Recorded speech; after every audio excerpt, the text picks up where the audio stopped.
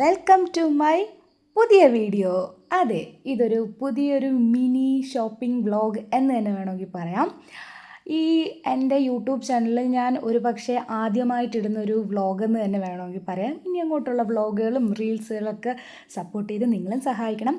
അപ്പോൾ ഇന്നൊരു സൺഡേ ആയതുകൊണ്ട് ഞാനിവിടെ ട്രിവാൻഡ്രത്ത് വന്നതാണ്.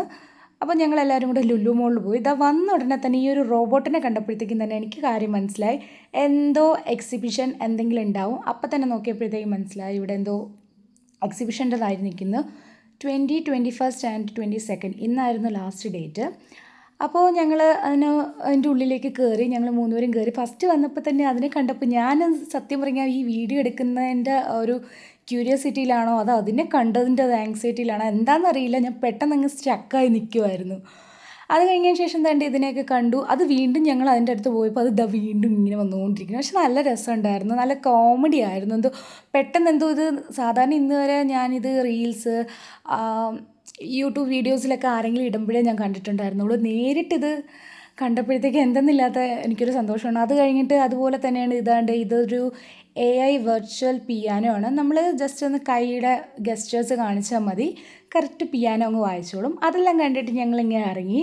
പിന്നെ ഇറങ്ങിക്കഴിഞ്ഞ് ഈ ഒരു ട്രീയുടെ ഒരു അടുത്തെത്തുമ്പോഴത്തേക്കും നമുക്ക് പിന്നെ ഫോട്ടോ എടുക്കാണ്ട് ഇരിക്കാൻ പറ്റത്തില്ല. ഞങ്ങൾ 2-3 ഫോട്ടോസൊക്കെ എടുത്തതിന് ശേഷം നേരെ ഞങ്ങളുടെ പ്ലാനിങ് എന്ന് പറഞ്ഞാൽ സ്റ്റുഡിയോയിൽ പോകണം, കുറച്ച് സാധനങ്ങളൊക്കെ വാങ്ങിക്കണം എന്നൊക്കെ ഉള്ളതായിരുന്നു. അപ്പം നേരെ തന്നെ സെക്കൻഡ് ഫ്ലോറിൽ കയറിയിട്ട് സ്റ്റുഡിയോയിൽ പോയി.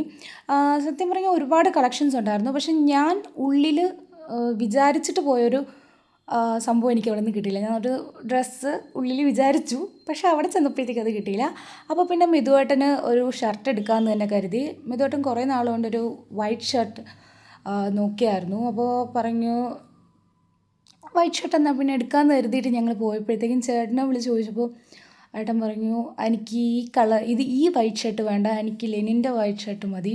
ഓക്കെ, ദെൻ വേറെ ഏത് കളർ വേണമെന്ന് പറഞ്ഞപ്പോഴത്തേക്കും ഗ്രേ പറഞ്ഞു. അതിനുശേഷം പിന്നെ അവിടെ നിന്ന് കുറച്ച് 2-3 ഡ്രസ്സൊക്കെ വെറുതെ നോക്കി. ഞാൻ ഇതൊക്കെ നോക്കുന്നതേ ഉള്ളൂ, ഒന്നും വാങ്ങിച്ചില്ല.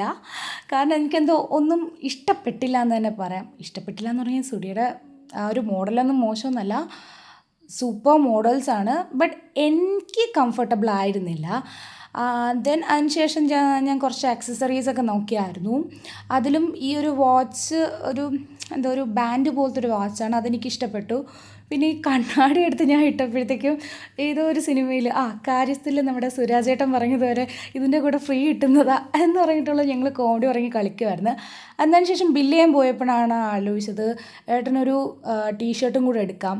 കാരണം പുള്ളിക്ക് ഞാൻ ഇവിടെ നിന്ന് ഒരു ടീഷർട്ട് എടുത്ത് ഓൾമോസ്റ്റ് ഇപ്പോൾ ഏട്ടൻ്റെ കയ്യിൽ പച്ച, മഞ്ഞ, ചുവപ്പ്, നീല, വെള്ള എല്ലാ കളറും ഉണ്ട്.